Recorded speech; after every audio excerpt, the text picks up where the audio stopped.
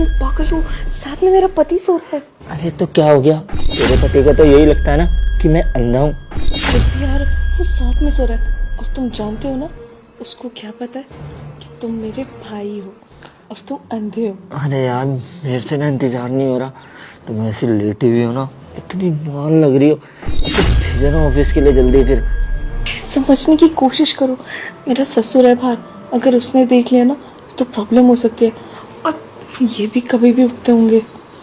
और वैसे भी मेरे ससुर को पता नहीं क्या प्रॉब्लम है, सुबह उठते ही बोलेगा चाय बना दो, ये बना दो, वो बना दो, किसी भी समय ना आता ही होगा। हाँ ठीक है, उसके आगे मैं ऐसा नहीं दिखाऊंगा कि मैं अंधा नहीं हूँ। बस तुम मेरे से ना दूर मत रहना, मेरे साथ ही रहना, समझ रही हो ना। वैसे तुम अंधे की एक्टिंग बहुत अच्छी करते हो। अरे क्या करूँ यार, तेरे प्यार में ना मैं कुछ भी कर सकता हूँ। अंधा तो छोड़, मैं गूंगा भी बन जाऊंगा अगर तू बोलेगी तो। यार थोड़ी देर रुक जाओ, प्रिंस को बस ऑफिस जाने दो, फिर तुम्हें जो करना होगा वो कर लेना। क्या हुआ प्रिंस, इतनी जल्दी उठ गए तुम? अरे सुबह हो गई है, उठूं नहीं तो और क्या करूं। ये तुम्हारा भाई अभी तक सोया पड़ा है। हाँ थक गया होगा ना बेचारा, इसलिए सो रहा है। क्या अंकिता, तुम्हारे हर तीसरे दिन कोई ना कोई रिश्तेदार आता रहता है, और ऊपर से अंधा सोया पड़ा है। तब से 2 दिन से फ्री की रोटियां खा रहा है यहाँ पे। अच्छा एक बात बताओ, इसका इलाज वगैरह क्यों नहीं करवाते? अरे यार क्या तुम भी, अंधा है बेचारा, थोड़ा तो सोचो ना। हाँ वो बात तो है, लेकिन इलाज के लिए लाखों रुपए लगते हैं, अगर इतने पैसे होते तो कब का करा लेते। वैसे भी पापा कोशिश कर रहे हैं इसका इलाज करवाने की, थोड़े टाइम की बात और है, फिर ठीक हो जाएंगी इसकी आंखें। चलो जान दो, मैं वॉशरूम से आता हूँ, मेरे लिए चाय वगैरह बना दो। पापा उठ गए होंगे, उनके लिए बना देना। और यार मुझे बिल्कुल अच्छा नहीं लग रहा, हमारे साथ ही बेड पे सो रहा है ना, अजीब सा लग रहा है थोड़ा। अरे नहीं, अंधा है बेचारा ना, तो मैंने ये सोचा कि बाहर किसी और रूम में सुलाएंगे, पानी वानी लेना होगा तो कैसे लेगा, इसलिए कहा कि यहाँ सो जाए। भाई तो है मेरा, बेचारा अंधा है, क्या ही देख सकता है। चल ठीक है, कोई नहीं, मैं आ रहा हूँ, वॉशरूम से चाय बना दो।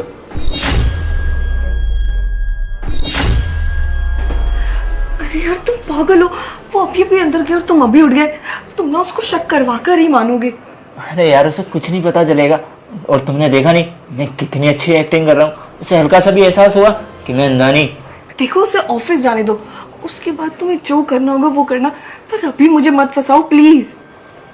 पक्का, जो मर्जी कर सकता हूँ उसके ऑफिस जाने के बाद। तुम ना कभी सोचते नहीं हो सिचुएशन के हिसाब से, अपना ही चलते रहते हो, थोड़ा दिमाग लगाओ और सो जाओ यहाँ पर। चलो अब तुम इतना कह ही रही हो तो तुम्हारी बात मान लेता हूँ, लेकिन यार इतने वो वॉशरूम में, इतने किस दे दो ना। तुम भी ना। अच्छा तू अंधा नहीं है? शिट शिट शिट, रामू भैया ऐसा कुछ नहीं है, आप गलत समझ रहे हो, मैं समझाती हूँ ना। अरे शिट, तो फंस गए, कहा था ना तुम्हें कि सो जाओ। अरे यार इसमें मेरी गलती थोड़ी ना है, अब वो आके देख लिया उसने तो मैंने थोड़ी ना बुलाया उसे। अरे यार अब वो पापा को बता देगा, और पापा प्रिंस को। मैं कह भी रही थी, पर तुम मेरी बात सुनो तब ना, बस अपनी पड़ी होती है तुम्हें। अच्छा ये सब मेरे चक्कर में हुआ है, जो तू कर रही थी वो कुछ नहीं है, अब वो एकदम आ गया तो उसमें मैं क्या करूँ। तुम्हें ना सुनो तो और क्या करूं, घर तो मेरा खराब हो रहा है ना, तलाक तो मेरा होगा प्रिंस से। जब प्रिंस को ये बात पता चलेगी ना, पता नहीं प्रिंस कैसे रिएक्ट करेंगे। अरे ऐसा कुछ नहीं होगा, शांत हो जा। और हाँ एक काम कर, अगर उसने तेरे ससुर को बोल भी दिया ना कि हम दोनों ये सब कर रहे थे, तो ये बोल दियो कि मैं तो अंधा हूँ ना, मेरी आंख में कुछ गिर गया था, बस तू वही निकाल रही थी, इतने में उसने आके देख लिया। हाँ और पापा पागल है ना, उन्हें तो कुछ समझ नहीं आएगा कि तुम क्या कर रहे थे। अरे पागल नहीं है तो कम से कम समझदार तो होगी ना। अरे मैं अंधा जब नहीं हूँ, जब मैं इन्हें मारे मार कर पागल बना सकता हूँ, तो तू नहीं बना सकती क्या? देखो पुनीत, मेरा ना दिमाग खराब और मत करो तुम, मुझे वैसे ही बहुत डर लग रहा है। पता नहीं पापा को जाकर उसने क्या बोला होगा, अब आगे क्या होगा। रहने दो तुम, एक काम करो, अंधे बनने का नाटक करो और सो जाओ, पापा जी को मैं संभालती हूँ। ठीक है। और अब कोई ड्रामा मत करना प्लीज। देखो बड़े साहब, आपकी बहू क्या कर रही है, इस लड़के को किस कर रही थी, ये कोई अंधा बंदा नहीं है। बहू क्या कह रहे हैं नौकर? हाँ रामू, ये क्या बकवास कर रहे हो, मेरा भाई है वो, तुम ऐसा सोच में कैसे सकते हो, बेचारा अंधा है और तुम उसके ऊपर इतना बड़ा इल्जाम लगा रहे हो। पापा जी ऐसा कुछ नहीं है, ये रामू क्या बोल रहा है। रामू, बहू तो कह रही है ये अंधा है, तू झूठ क्यों बोल रहा बेटा? साहब ये झूठ बोल रही है, मैंने खुद देखा है इसको किस करते हुए। पापा जी ये झूठ बोल रहा है। ओ तो अब समझ आया, कल ना मैंने इसको डांटा था, शायद ये उसी चीज का बदला ले रहा है। नहीं साहब, मैं ऐसा क्यों करूंगा, मैंने सच में देखा इन्हें किस करते हुए, मैं झूठ क्यों बोलूंगा। देखो रामू प्लीज झूठ मत बोलो, तुम तो कैसा गंदा इल्जाम लगा रहे हो मुझ पर, मैं मेरे भाई के साथ। छी, मुझे तो बोलते हुए भी शर्म आ रही है। मैम साहब मैं झूठ नहीं बोल रहा हूँ, आप झूठ क्यों बोल रही हो जब तुम्हारा भाई अंधा नहीं है तो। रामू तू सच बोल रहा है ना? हाँ अंकल जी मैं सच बोल रहा हूँ, मैंने खुद देखा इन्हें किस करते हुए। रामू बेटा मुझे तेरे पे भरोसा है, इसलिए तेरे से पूछ रहा हूँ, क्या ये सब ठीक है जो तूने देखा है?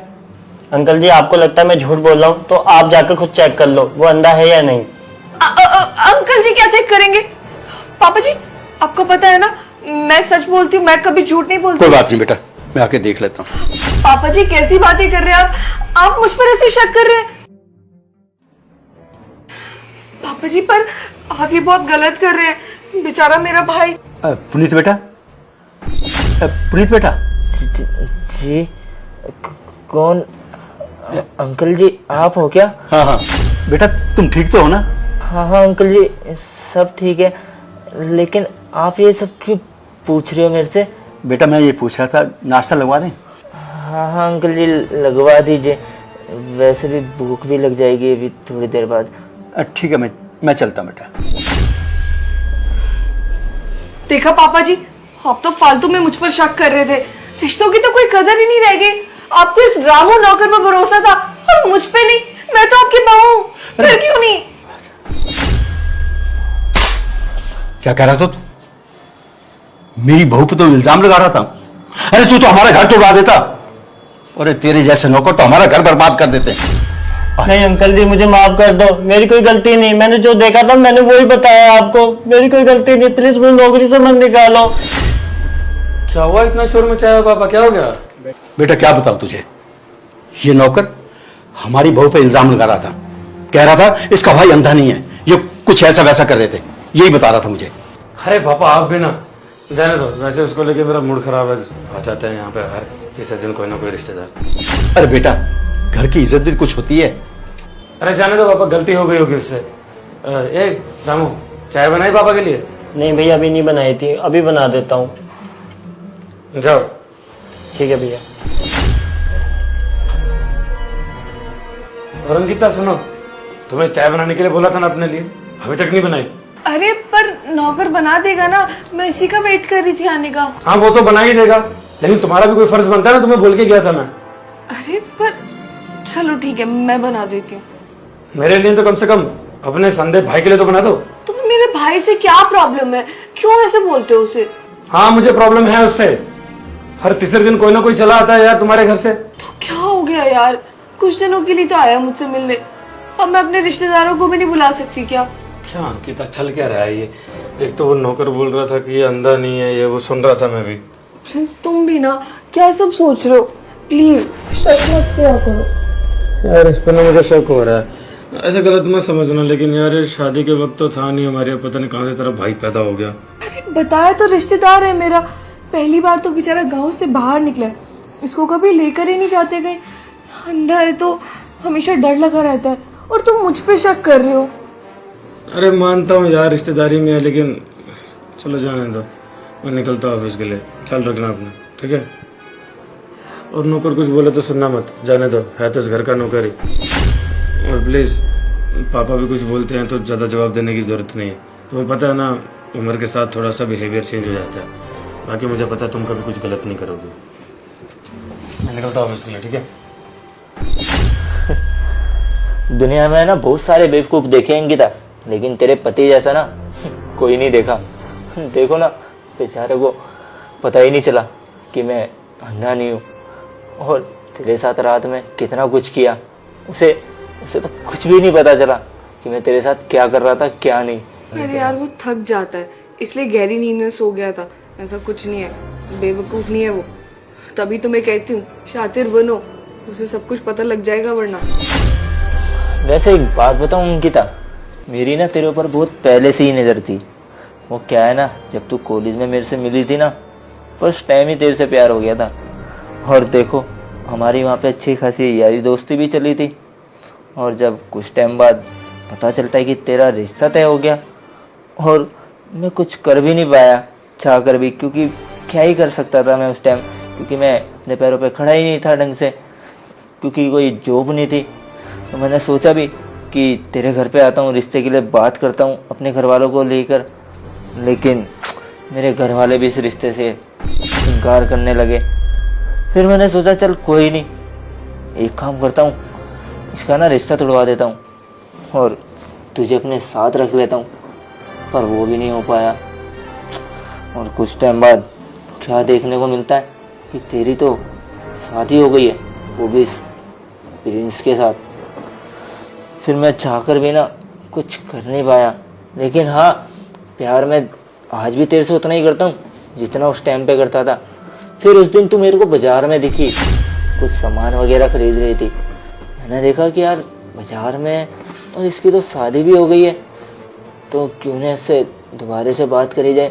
और मैं तेरे पास आया भी, और जब तूने बताया कि तेरी शादी हो गई है और मैं ऐसे ऐसे रहती हूँ उस लड़के के साथ, यार मेरा ना बहुत दिल दुखा था कि यार तेरी वो भी शादी हो गई। पर मैं क्या ही कर सकता हूँ, मैं भी तो मजबूर था ना उस टाइम पे। लेकिन देखो आज सब कुछ ठीक हो गया है, मैं तुम्हारे साथ रह भी रहा हूँ और हम वो सब कर रहे हैं जो एक शादी के बाद नहीं करना चाहिए। और तेरा पति सबसे बड़ा बेवकूफ़, उसे तो पता ही नहीं है कि मैं तेरा कोई भाई भाई नहीं बल्कि तेरा आशिक हूँ, वो भी कॉलेज टाइम का। सच में मैं भी बहुत परेशान हुई थी उस टाइम पर, जब मुझे पता चला कि मेरे घर वालों ने मेरा रिश्ता तय कर दिया, वो भी बिना मुझे लड़का दिखाए। अरे जबरदस्ती शादी करा दी मेरी। बोलती रही है घर वालों को कि नहीं किसी और से प्यार करती हूँ, पर घर वाले नहीं, लव मैरिज नहीं करनी है, जहाँ हमने रिश्ता तय किया है वहीं करना है, बचपन से तेरा रिश्ता वहीं पर तय है। मुझे इतना बुरा लगा था ना उस टाइम पर। फिर मैंने सोचा चलो कोई बात नहीं, शादी तो करनी पड़ेगी वरना कहाँ जाऊंगी। तो एक काम करती हूँ, शादी कर लेती हूँ, और शादी के बाद तो तुमसे अफेयर कर ही सकती हूँ। चलो अब मेरे तो ना सही मजे है, तेरा भाई बन के ना इस घर में आराम से मजे लूंगा तेरे साथ। अब छोड़ना ये सब, एक काम करना, तेरा पति तो ऑफिस जाने वाला है, अब तो एक किस्सी दे दे। तुम भी ना, तुम्हें अभी भी किसकी पड़ी है? रामू तुम बहुत गलत समझ रहे हो, पिछली बार भी गलत समझा था, ऐसा कुछ नहीं है। अरे मैं तो उनकी आंखों से कचरा निकाल रही थी। मैं कुछ गलत नहीं समझ रहा, जो मैं आंखों से देख रहा हूँ वही बता रहा हूँ, और वही तुम्हारे ससुर को बताया था और उन्होंने मेरे थप्पड़ मारा। ये सच्चाई मैं सामने लाके रहूंगा और प्रिंस भैया को धोखे में नहीं रहने दूंगा। अच्छा नौकर, तुझे पता चल गया ना कि मैं अंधा नहीं हूँ, अब क्या करेगा? जाकर बाहर सबको बताएगा। और जैसे वो तूने अपने साहब को बुलाया था और उसके बाद उन्होंने क्या करा था तेरे साथ, तुझे अच्छे से याद है ना? थप्पड़ खाया था, अच्छा लगेगा दोबारा थप्पड़ खाएगा? तो तेरे लिए भलाई इसी में कि अपना मुंह बंद रख, जैसा जो चल रहा है ना चलने दे। और क्या मिलेगा तेरे को ये सब करके? कुछ नहीं मिलने वाला, उल्टा पता है ना जैसे पिता था। साहब मुझे कितना भी मार ले, पर मैं उन्हें कभी धोखे में नहीं रहने दूंगा, तेरी सच्चाई सामने लाके रहूंगा। मैं इतने साल से काम कर रहा हूँ ना, मैं उनको धोखे में नहीं रहने दूंगा और सारी सच्चाई बता के रहूंगा।